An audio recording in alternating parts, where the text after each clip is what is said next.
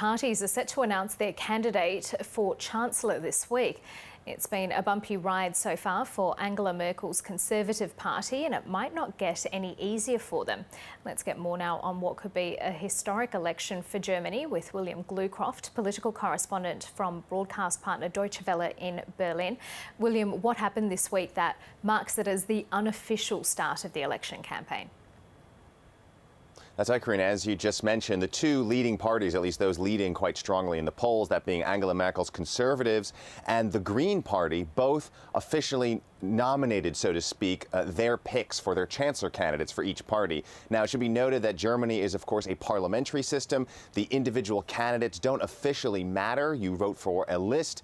But, of course, there's a lot of symbolic weight to who the parties actually pick.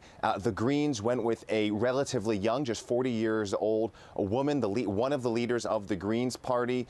She's seen by Green standards to be rather pragmatic, but of course the Greens themselves are further to the left than Germany traditionally is, whereas the Conservatives put forward their party leader, Armin Laschet, who very much represents a traditional view of Germany, older, white, male, more of a further to the right of sort of mainstream politics in Germany, but also seen very much as the continuation of Angela Merkel's policies. So two quite starkly different choices confronting many voters in Germany this week. So what do the parties' candidate selections tell us about where the parties themselves stand in the race? Well, it really couldn't be a picture so starkly different. The Union, as it's called, that being the CDU, Angela Merkel's party, together with their smaller sister party in Bavaria, the CSU, they had to agree on a common candidate to put forward at the national level. And they're, of course, the biggest party in Germany. They've led Germany more times than any other party since World War II. And therefore, they should be at least the most professional party. But they've been nothing but disunited. Really a mess, a lot of infighting coming out in public. It was a long, drawn-out process to pick their chancellor candidate, and there was a lot of question about who that candidate would be, whereas the Greens, which for much of their history have been a small protest party, where you would think there'd be a lot of infighting, they've been nothing but a picture of professionalism.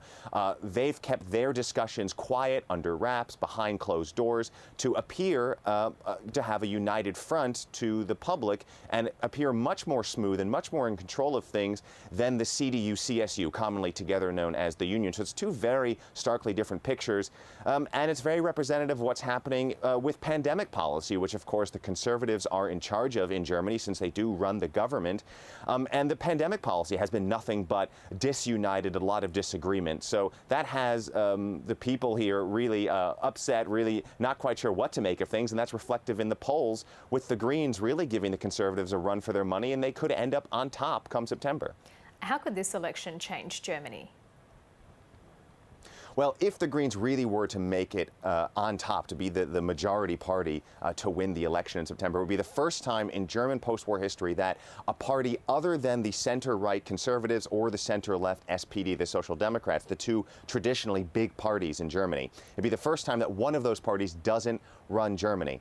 And for the number one economy, an economy that's largely based on heavy industry, to be led by an environmentally friendly, climate change-focused party, the Greens, really cannot be understated as to what kind of policy changes that would be for Germany and for Europe more broadly. The Greens also have the challenge of both embracing multilateralism, embracing the West, embracing the United States, but at the same time being very critical of many military and security policies, especially when it comes to nuclear weapons and defense spending. So it's going to be very interesting how Germany positions itself after the election, depending on who ends up running the next post-Merkel era of German politics. William Glucroft reporting from Berlin.